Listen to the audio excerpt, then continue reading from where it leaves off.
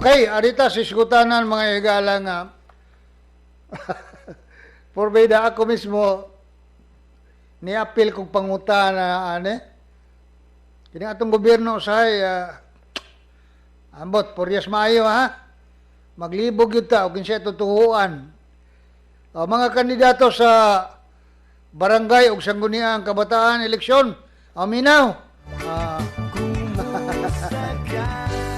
Hasta si Fred Amora, nabuang kong pangitag tubag Kanumdum mo sa inyong pag-file o kandidatura? Sa inyong pag-file ba sa inyong certificate of candidacy? Ay porbida, ipabayad mo og tag 500 pesos, di ba? Oo, tanan, ipabayad. Nga maulagin na katingalahan kaayo kay sa ubang eleksyon. Natong 2022. Gani, eleksyon ato, national o local, di ba? Dagko ang mga pwesto nga atong gibutang ang mga opisyalis pinaagi sa eleksyon. Gikas apos presidente, di ba? Hangtod sa mayor, konsihal. Diyan mo malagay bayad to ng 500. Kinihinoon nga barangay niya sangguniang kabataan gipabayad ang kandidato 500 pesos. Lamia. Karon ani ang tubag mga higala. Ambot pwede bang bawion ninyo? Mga kandidato nga nibayad og 500. Pangutana mo dito. Og diin mo nibayad, atuan ninyo. Oy, among bawion ay. Wa man di ay toy appeal sa requirement. Ay. Kawalang hiya ganing ubang. Ambot kitsa to basulo na ni. Ang BIR ba o ang COMELEC? O diya. Atong basahon mga higala. Nakakuha kitag dokumento mga higala. Gikan sa Commission on Election. Niya. Ang maong dokumento o urgent advisory. Gikan sa Commission on Election.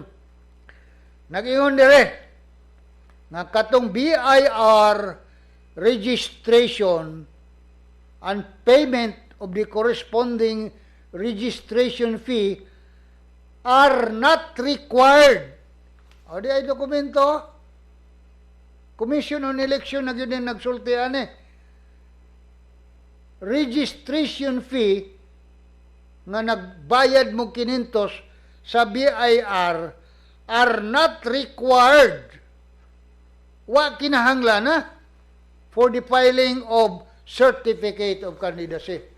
We have the document mga higala. Astilan. Pagkawalang hiya. Ispoko mo na tag 500. Pinakabo kandidato. Ambot sa buhol ra ba na? Basig sa buhol ra pud niya Kaya ubang probinsya na kadungog ko, wala kuno dito.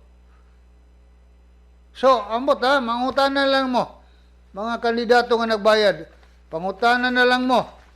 O pwede bang bawion ninyo? O di apay laing dokumento. Atong paningkamot nga matubag ang mga pangutana. Another document gikan sa BIR mismo. Bureau of Internal Revenue. O di pinitsahan og September 22, 2023 bago kayo. O nag-ingon sa dire. Astilan. Tanang mga buhatan sa BIR gipahimangnuan. O niya klaro kayo. Ang pahimangno sa BIR nga dili kinahanglan. Talawara. Dili kinahanglan nga ang mga kandidato sa barangay o iski eleksyon nga mubayad o registration fee sa BIR. O ni asad, laing dokumento mga higala. Hala, kompleto na ni. Gikan sa COMELEC o gikan sa BIR. O katong gusto mo reklamo nga kandidato. Hala, reklamo mo. Bawi ato inyong gibayad. Di ba? Illegal man to. Illegal to nga pagpangulikta. Di ba? Hindi pa matudaan ini mga dokumento karon nga hawak na to. So kung illegal ang pagpangulikta, iuli to nila. Kay kung dili ninyo iuli, oy, taga-BIR. Kung dili ninyo iuli, pwede mo kasuhan og unsa man, estafa. Yes. Pangutana mo mga abogado. Pwede kasuhan ang BIR og estafa tungod kay nangulikta nga way legal nga basihanan. Hala mga kandidato, daginuta to inyong kinintos. Bawi ato. Okay.